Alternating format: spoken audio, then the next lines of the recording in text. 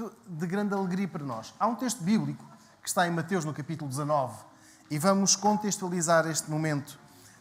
Porquê? Porque não é o momento da salvação destas crianças, não é o momento da redenção dos seus pais, não é o momento em que possamos fazer algo sobrenatural. Em Mateus capítulo 19, o versículo 13 e 14 diz assim: Então trouxeram algumas crianças para que lhes impusesse as mãos e orasse. Mas os discípulos os repreenderam. Jesus, porém, disse: Deixai as crianças e não as impeçais de virem a mim, porque de tais é o reino dos céus. Nós queremos, de uma forma simbólica, entregar a vida desta família, destas crianças. Posso? Ainda bem, não vai chorar. O Gabriel fez 2 meses na quinta-feira e ele está a dormir. Quer dizer que não vai chorar. Emília, ela sabe falar bem português? Quantos anos tens, Emília? 3. Os irmãos estão todos a ver? Eu vou pedir que nós possamos ficar de pé. Vamos orar, vamos consagrar a vida destas crianças.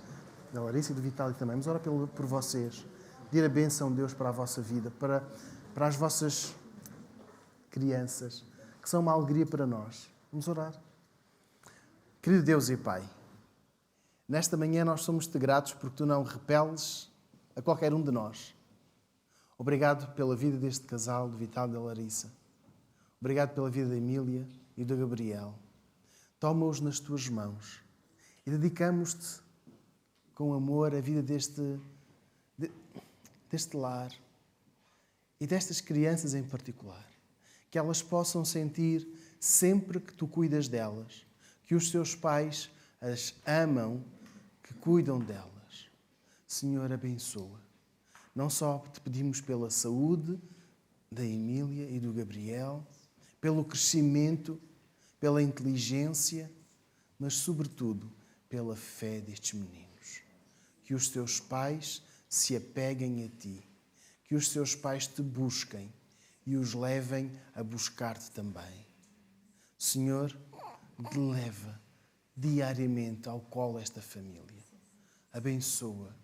E que este menino Gabriel possa estar sempre debaixo da Tua misericórdia. Que esta menina Emília possa crescer debaixo da Tua graça. Em Teu nome, Jesus, nós oramos agradecidos. Amém. Podem sentar-se, irmãos.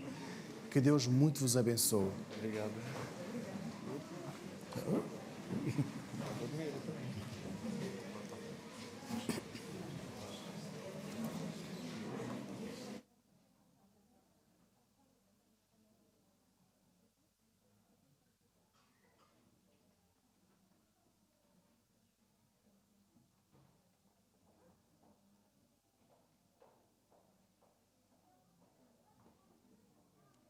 Bom dia a todos os irmãos, todos aqueles que nos visitam, sejam todos muito bem-vindos, Deus a todos abençoe.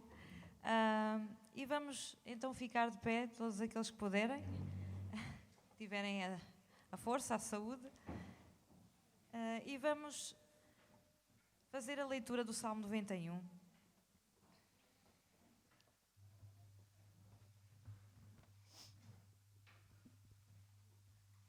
Salmo 91. Nos fala sobre como é bom viver debaixo da sombra do nosso Deus, o Altíssimo, estarmos abrigados sobre Ele, que Ele está connosco em todos os momentos da nossa vida, a proteger-nos e a fortalecer-nos e a animar-nos. E diz assim: O que habita no esconderijo do Altíssimo e descansa à sombra do Omnipotente, diz ao Senhor: Meu refúgio e meu baluarte, Deus meu, em quem confio. Pois Ele te livrará do laço do passarinheiro e da peste perniciosa. Cobrir-te-á com as suas penas, e sob suas asas estarás seguro. A sua verdade é pavês e escudo. Não te assustarás do terror noturno, nem da seta que voa de dia, nem da peste que se propaga nas trevas, nem da mortandade que assola ao meio-dia. Caiam 1000 ao teu lado e 10.000 à tua direita, tu não serás atingido. Somente com os teus olhos contemplarás e verás o castigo dos ímpios. pois disseste: o Senhor é o meu refúgio, fizeste do Altíssimo a tua morada. Nenhum mal te sucederá, praga nenhuma chegará à tua tenda, porque aos teus anjos darás ordens a teu respeito, para que te guardem em todos os teus caminhos. Eles te sustentarão nas suas mãos, para não tropeçares em alguma pedra. Pisarás o leão e a áspide, calcarás aos pés o leãozinho e a serpente, porque a mim se apegou com amor, eu o livrarei. Pô-lo-ei a salvo, porque conhece o meu nome. Ele me invocará e eu lhe responderei. Na sua angústia eu estarei com ele. Livrá-lo-ei e o glorificarei. Saciá-lo-ei com longevidade e lhe mostrarei a minha salvação. Então que esta manhã possamos ter esta certeza firme no nosso coração e declarar ao nosso Deus, como no versículo 9: o Senhor é o meu refúgio, fizeste do Altíssimo a tua morada. Em Deus nós estamos seguros.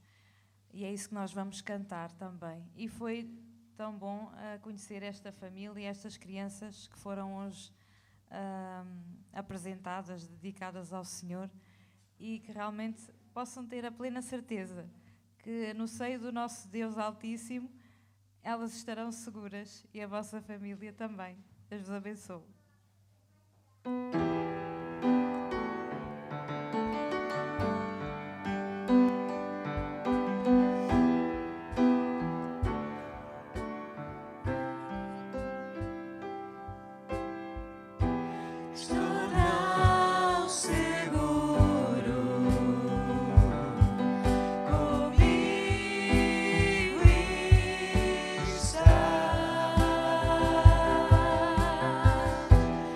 O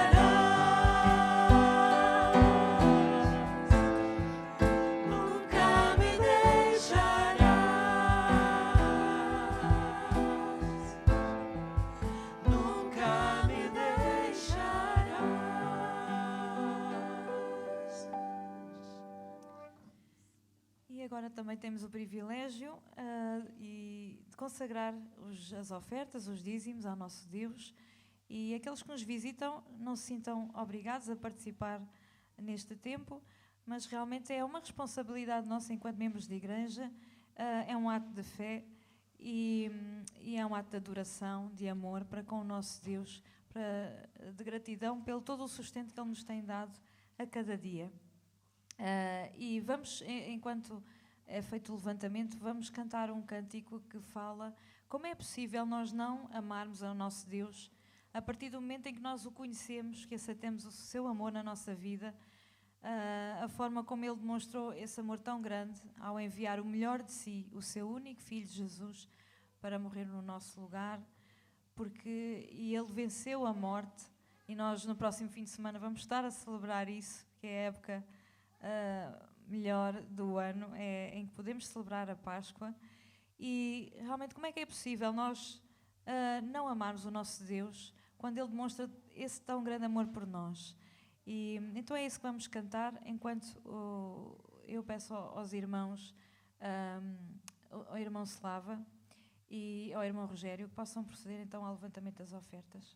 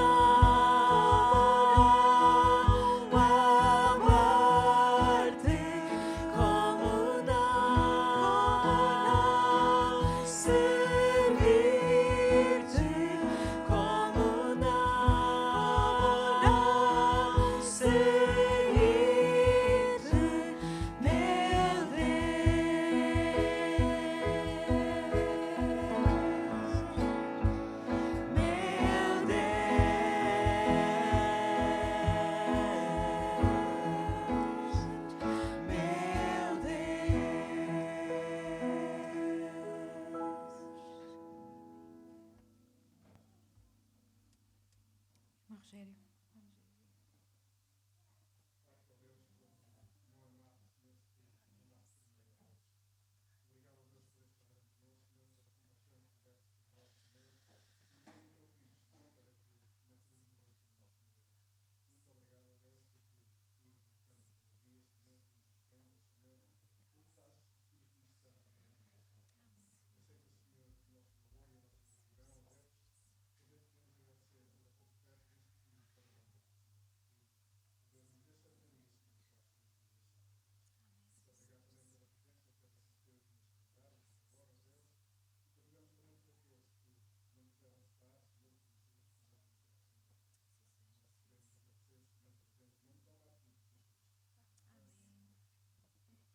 Os irmãos podem se sentar.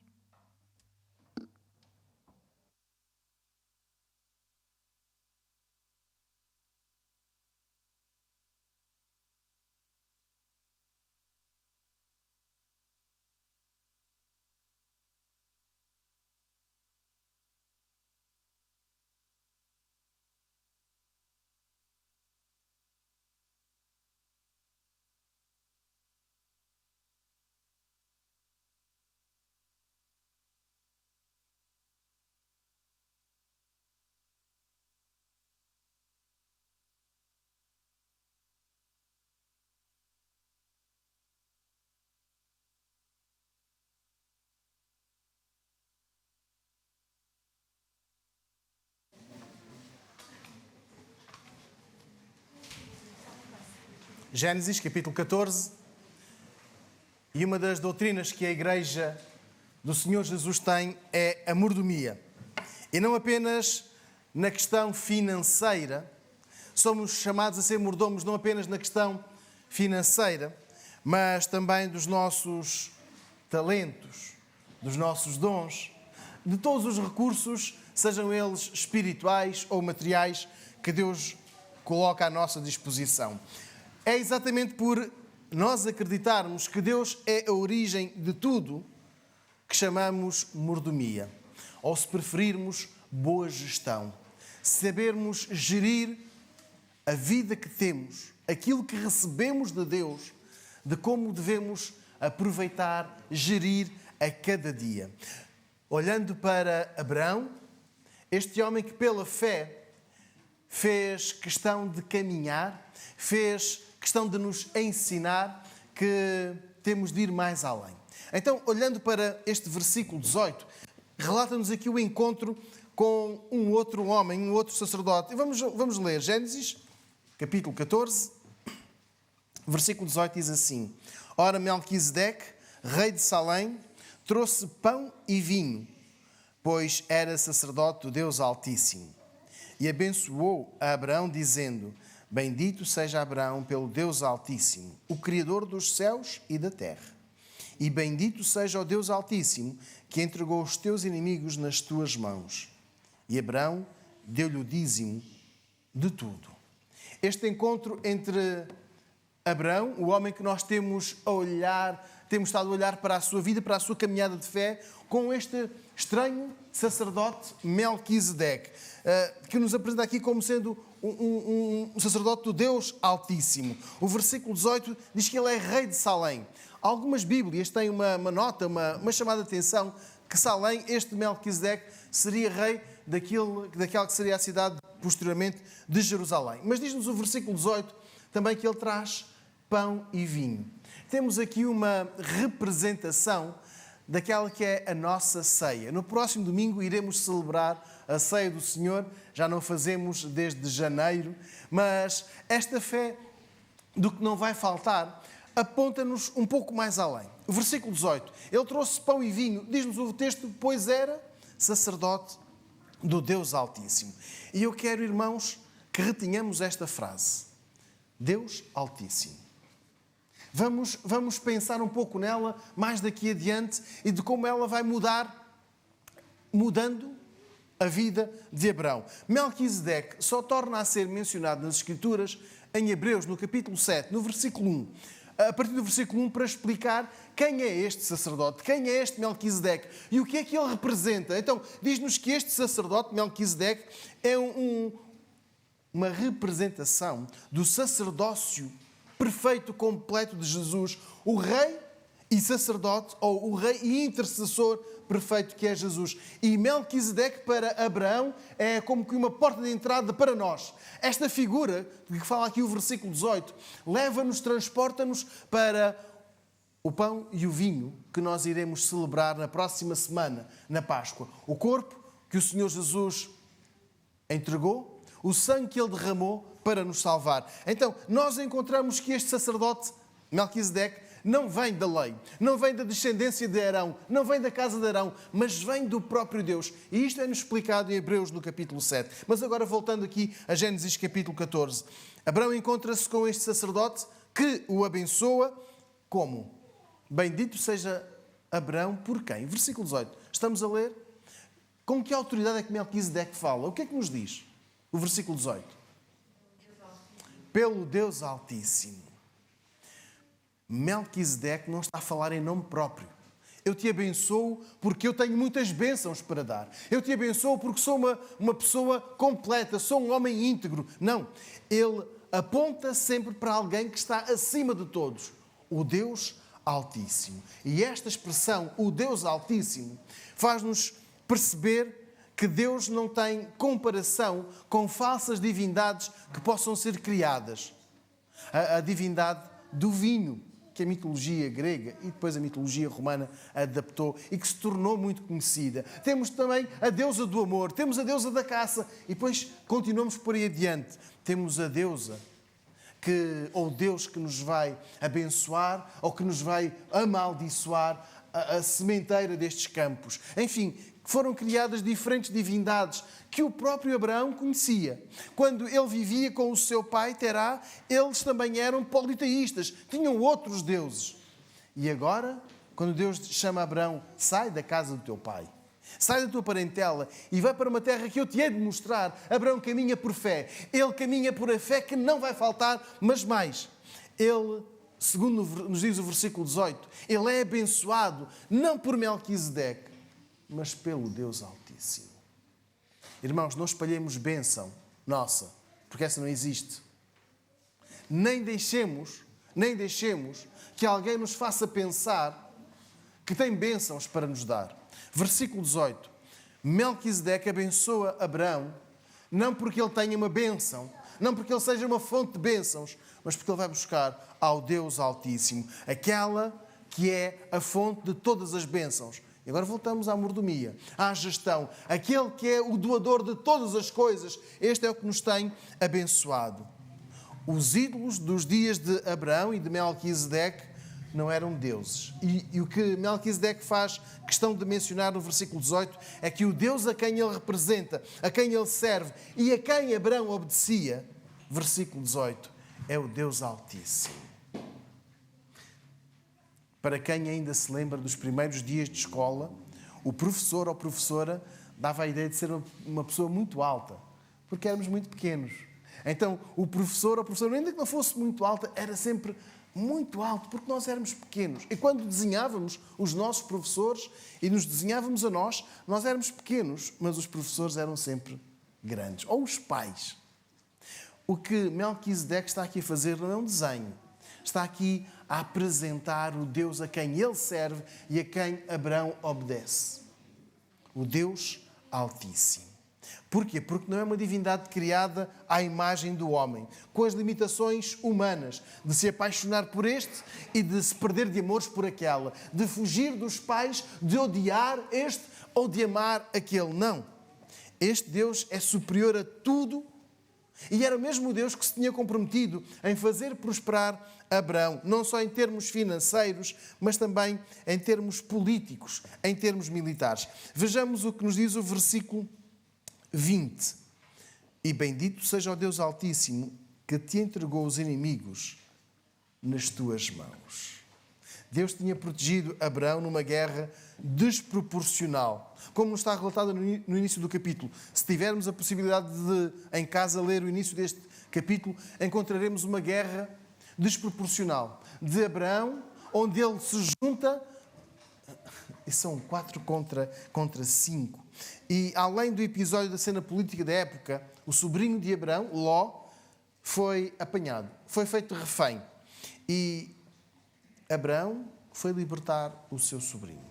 Se nós olharmos para esta intervenção de Abraão, não teve a ver com um papel semelhante àquele que as Nações Unidas representam nos nossos dias. Para Abraão, a disputa da terra não era o seu objetivo, não era o seu interesse, não era ir derrotar estes para ficar com a terra deles, não era juntar-se aos outros para depois fazer a partilha dos despojos. Ele foi para libertar o seu sobrinho. Ele envolveu-se nesta guerra, saiu vitorioso da mesma para libertar o sobrinho, Ló.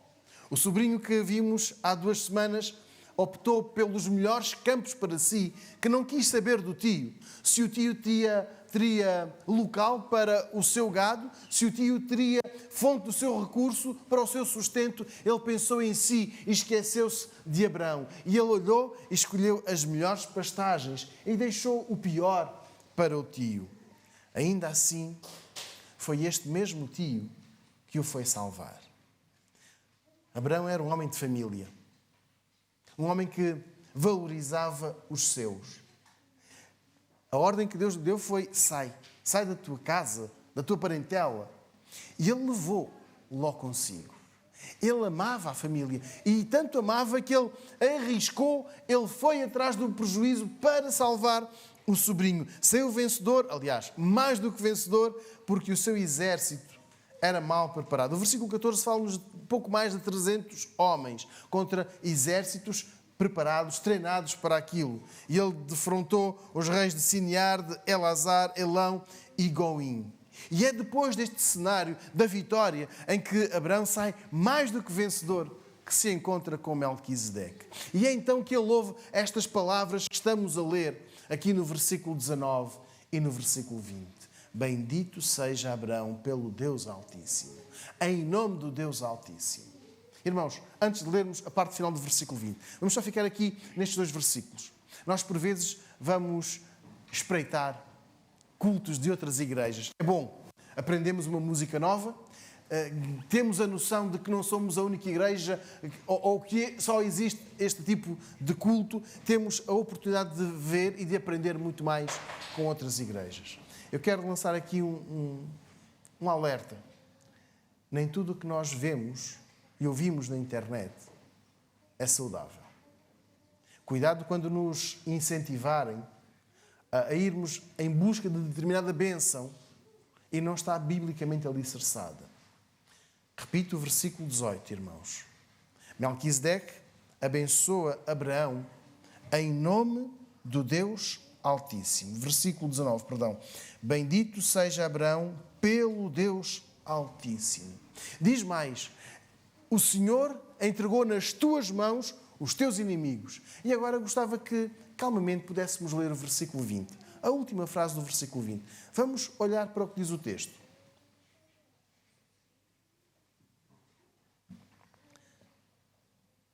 Então Abraão lhe deu o dízimo de tudo. Abraão tinha vindo de uma guerra, saiu vitorioso, tinha ido recuperar o seu sobrinho, que havia sido feito refém. Lutou contra um exército desproporcionalmente maior, mais capaz, e agora que se encontra com o sacerdote, o Deus Altíssimo, versículo 20, dá-lhe o dízimo de tudo o que tinha. Existem 2 preceitos no Antigo Testamento que integram a lei, mas que aconteceram antes da lei: o dízimo e a circuncisão. E os 2 aparecem biblicamente relatados exatamente com Abraão. Até este relato não existia qualquer menção ao dízimo, a quem se deveria oferecer e em que condições o dízimo deveria ser praticado. Abraão inicia, dentro do relato bíblico, a prática do dízimo.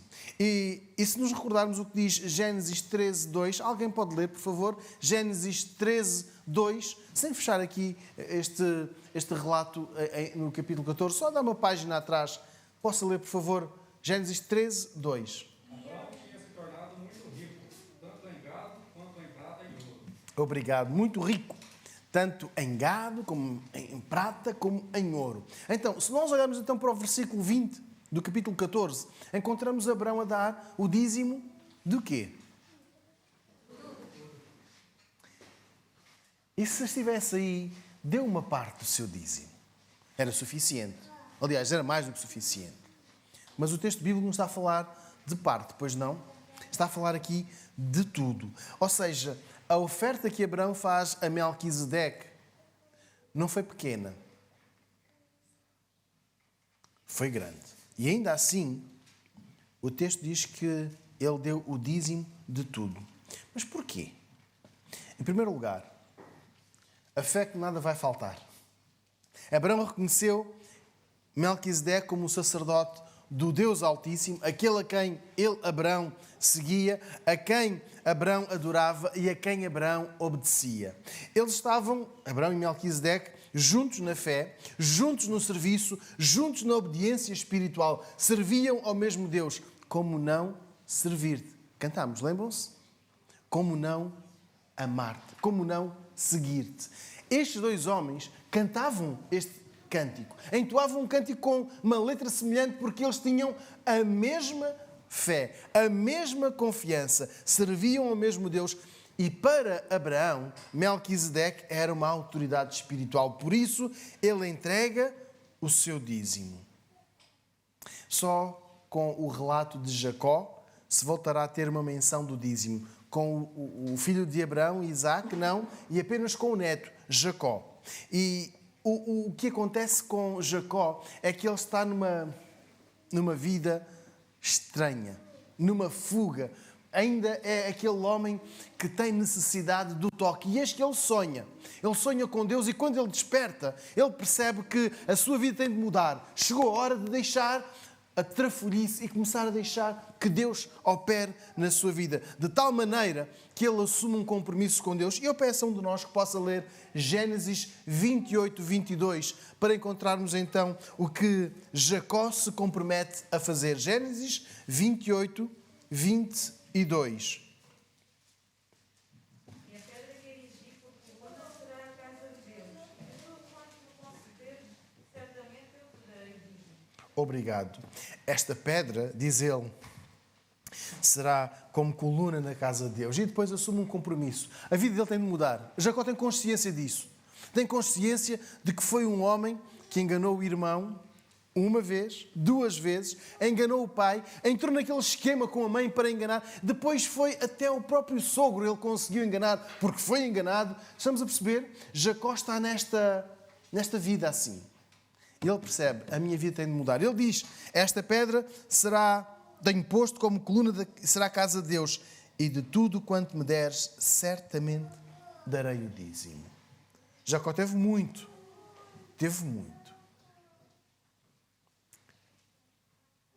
O que é o dízimo? Ora, nós estamos aqui a falar, mas o que é isto? Literalmente é a 10ª parte de tudo o que se possui. Voltando a Abraão, seja gado, seja prata, seja ouro. Hoje é mais fácil calcular o dízimo porque basta dividir o nosso rendimento, seja a mesada, seja o vencimento, a reforma, a pensão, sejam as rendas, enfim, todos os rendimentos, e dividir por 10 e perceber qual o valor do dízimo. Mas qual a razão? O dízimo não é um bilhete de entrada. Não é algo que nós tenhamos de pagar à entrada. Então estão ali dois seguranças do dízimo a perguntar, já deu? Já deu? Vai dar? Não. Olhando aqui para o encontro de Abraão com Melquisedeque, o dízimo é uma expressão de gratidão, é uma expressão de fé, é uma expressão de fé que não vai faltar. Em Levítico, capítulo 27, vamos abrir, Levítico, capítulo 27, versículos 30 até 34. Levítico, capítulo 27.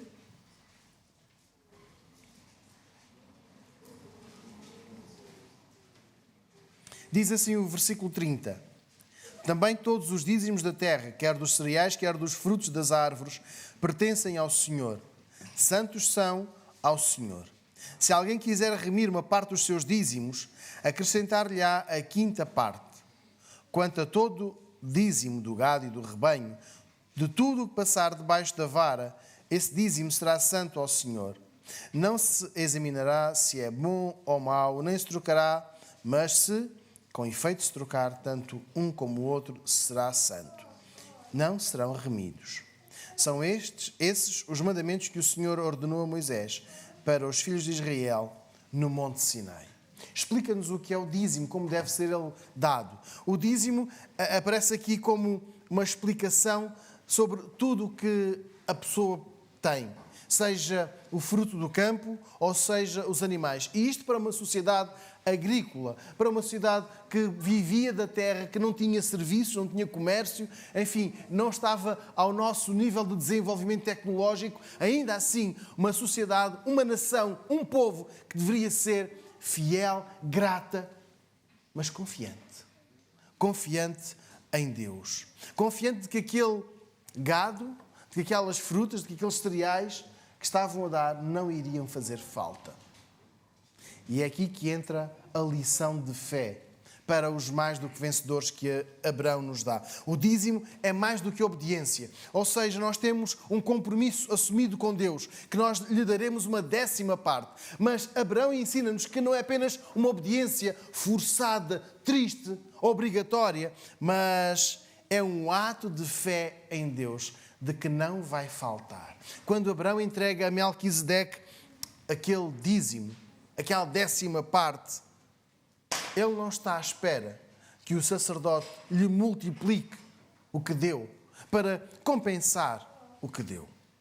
Ele acreditou que Melquisedeque o abençoava em nome de Deus. Acreditou que era abençoado pelo próprio Deus, que tudo o que tinha pertencia ao Senhor e que devolver 10% do que tinha era apenas um sinal de gratidão, um sinal de fé. A fé de que não iria faltar. Aqueles 10% que ofertava não lhe fariam falta. Sim, porque ele era muito rico, mas ainda assim não deixou de oferecer. Quando nós pensamos em Gênesis 13, 2, quando Abraão nos diz que ele era muito rico, quer em gado, quer em prata, quer em ouro, podemos pensar, bem, ele foi fiel porque tinha muito dinheiro. O Senhor Jesus ensina-nos em Lucas, no capítulo 16, versículo 10, que aquele que é fiel no pouco, também o sabe ser fiel no muito. Quando nós temos pouco, e ainda assim somos fiéis, quando tivermos muito, ou se tivermos muito, também seremos. E agora aqui um pequeno parênteses importante para nós, enquanto Primeira Igreja Evangélica Batista de Viseu. O dízimo não é uma negociata com Deus. Está bem? Nós agora temos pouco e damos pouco. Mas porque damos pouco, então Deus vai abençoar-nos. É mentira. Está bem? Isso não vai acontecer. Deus vai abençoar-nos naquele sentido em que vai multiplicar muito, vamos ficar ricos. Isso é mentira. Abraão foi abençoado não porque deu o dízimo, não porque ele agora entregou na expectativa de convencer Deus, de negociar com Deus mais riqueza, maior riqueza. Não, não é aquilo que o texto bíblico nos ensina. Então não vamos extrapolar. O dízimo não é um negócio. É um ato de fé. E é necessária a fé para ser dizimista. Eu explico porquê. Não existem dizimistas fiéis ou infiéis. Ou é dizimista ou não é. Quem dá 10% do seu rendimento é dizimista. Quem dá 8 ou 11 não é dizimista. Quem dá o dízimo, como Abraão fez, é fiel, ou seja, oferece 10% do que recebeu e não retira nem um pouco. Voltando à ilustração do Senhor Jesus, ser fiel no pouco ou fiel no muito. Quando recebemos uma mesada, para quem ainda recebe mesada, não sei quem é, ainda recebe mesada. Ninguém levantou o braço, portanto não há aqui ninguém a receber mesada. Mas quando nós recebemos uma mesada e pensamos, bem, eu não vou dar o dízimo, são 20 euros, eu não vou dar 2 euros de dízimo. E há uns anos alguém fazia uma ilustração tremenda sobre a questão da mesada, sobre a questão da reforma, sobre o salário. Estes 10%, esta parte que tu estás a dar, não é tua, é de Deus. Aliás, tudo o que recebeste é de Deus. E foi assim que começámos, lembram-se? De Deus provém tudo, então nós entregamos a Deus. Mas é pela fé que tu consegues dar os 2, os 3, ou os 4, ou os 4.000.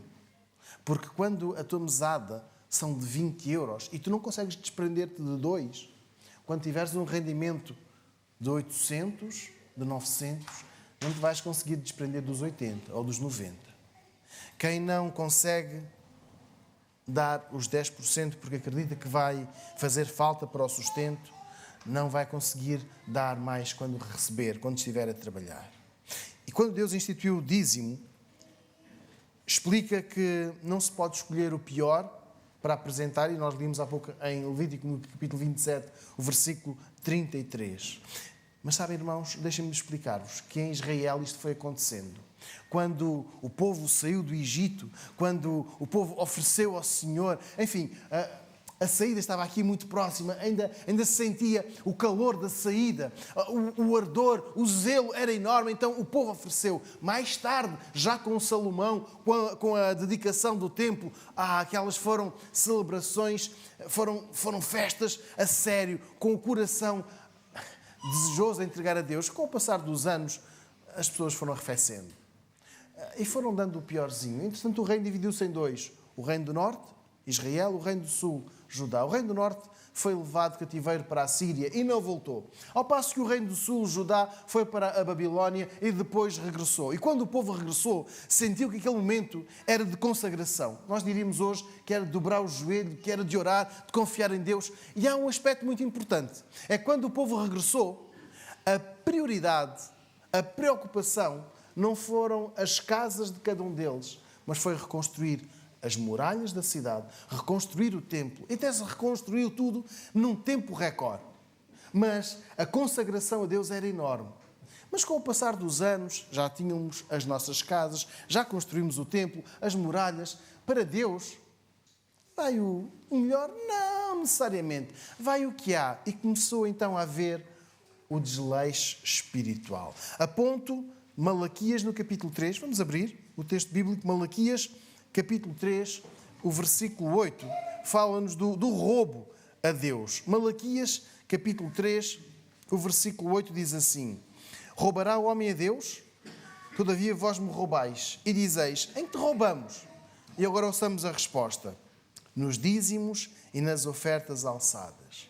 O livro do profeta Malaquias é uma forte repreensão da forma como o povo, os sacerdotes e todos aqueles integrantes do culto estavam a dar o pior, a dar o que tinham lá em casa, enfim, o que sobrava muitas vezes. E não eram fiéis, não eram dizimistas. É então que a palavra do profeta surge a dizer que eram amaldiçoados pelo roubo que faziam, mas que ainda pensavam, nós, o que é que temos roubado? E então surge a ordem do versículo 10. Malaquias, capítulo 3, versículo 10. Trazei todos os dízimos à casa do tesouro, para que haja mantimento na minha casa, diz o Senhor dos Exércitos. Além da obediência, descrita aqui em Malaquias 3:10, há a questão da confiança. A fé de que não vai faltar. Voltando ao texto de Gênesis, no capítulo 14. Abraão sabia que era abençoado por Deus. Abraão reconheceu todas as bênçãos que Deus lhe tinha dado. E quando entregou o dízimo ao sacerdote Melquisedeque, ele expressou este mesmo reconhecimento. E se algum de nós, que aqui está esta manhã, se sente abençoado na vida, sente que tem sido protegido, que tem sido guardado, que tem sido sustentado por Deus, que tem sido levado ao colo por Deus, se algum de nós acredita que tudo o que provém, tudo o que te tem, provém de Deus, então está em condições de oferecer o dízimo, de ser um dizimista nas suas receitas. A fé, repito, não está na prosperidade, mas no Deus Altíssimo. A fé não está em dar agora 5 para no próximo mês receber 6, ou dar agora 6 para receber 8. O dízimo não é uma negociata. A confiança não está nas conquistas, nas muitas horas de trabalho ou no resultado de anos e anos de estudo, mas a confiança está na providência divina. E quantas vezes sentimos a mão de Deus a suprir as nossas necessidades, mesmo quando não dispunhamos de condições para o fazer? Quantas vezes nós podemos partilhar que Deus supriu, que Deus providenciou aquilo que nós estávamos mesmo a necessitar. Nós não tínhamos condições, mas Deus, de uma forma bonita, agiu, quer através de outras pessoas, ou através das circunstâncias, do lugar onde estávamos, e nos deu aquilo que nós necessitávamos. Repito, o dízimo não é uma obrigação. Não é o salvo-conduto para entrar e sair. O dízimo é uma responsabilidade como membro da igreja, mas é um ato de fé, é um ato de obediência. A confiança, como este homem Abraão teve, de que o valor que entregou não lhe ia fazer falta, também nós acreditamos que não nos vai faltar para a aquisição dos medicamentos, da roupa, da alimentação, enfim, do material escolar. Jesus ensina-nos que o Pai conhece as nossas necessidades e supre-as. Deixem-me só terminar fazendo uma pequena ilustração. Há uns anos, numa assembleia de igreja, houve uma proposta feita por uma família que não foi vencida. Ou seja, não passou, foi derrotada. E logo no final daquela assembleia, o marido disse à mulher: olha, fui aumentado. Ela, muito estranha: hoje, domingo, foste aumentado? Como? Simples, não vou dar o dízimo. Não quiseram fazer aquilo que eu propus, então eu não vou dar mais o meu dízimo. E foi aumentado. É triste? É feio? É, mas foi real. O dízimo não serviu para Abraão negociar mais rendimentos com Deus. Não foi para que Deus lhe pudesse dar bênçãos futuras. A lição que fica deste versículo, desta fé que não vai faltar, Gênesis 14, 20, é a capacidade que este homem tem de acreditar em Deus, de depositar toda a sua confiança em Deus. O dízimo foi e será sempre uma manifestação de alegria, de gratidão a Deus por aquilo que Ele nos tem dado. E sabendo que aqueles 90% que nós temos são suficientes para o nosso rendimento. O dízimo não é uma arma de arremesso contra outras pessoas, não é um cartão de maioridade ou de superioridade espiritual em relação aos outros. Eu dou um dízimo maior, então tenho mais poder na igreja. Eu sou fiel, então eu tenho mais poder na igreja. Ou eu calmo, porque o meu dízimo é insignificante, é irrisório. Não. É uma responsabilidade diante da igreja, um compromisso diante de Deus, mas uma manifestação de fé, de confiança. A fé que não vai faltar. Eu quero desafiar aqui esta igreja a que nós sejamos fiéis a Deus. E repito, não é temporariamente fiéis ou maioritariamente fiéis. Sejamos fiéis. Sejamos bons mordomos, participantes no sustento da casa de Deus, porque Deus tem sido sempre fiel connosco. Melquisedeque levou pão e vinho a Abraão, o abençoou em nome do Deus Altíssimo. Saibamos nós confiar no sustento de Deus. Seja pouco, seja muito, vamos confiar. Vamos orar. Pai, pedimos-te que nos aumentes a fé, que nos aumentes a capacidade de confiança na tua intervenção, no teu sustento. Agradecemos-te por tudo o que tu nos tens dado, por aquilo que tens feito por nós, e te agradecemos pelas pessoas que tens colocado ao nosso redor para nos auxiliar quando estamos mais fracos, mais necessitados. Senhor, nesta manhã pedimos-te que conduzas a nossa vida para caminharmos pela fé, pela dependência em Ti, e que nós sejamos achados fiéis aos Teus olhos, sempre. Dá-nos da Tua paz. É o que pedimos em nome do Senhor Jesus, o nosso Salvador. Amém. Enquanto escutarmos o prelúdio, convido a que possamos ficar em oração individual e silenciosa com o nosso Deus.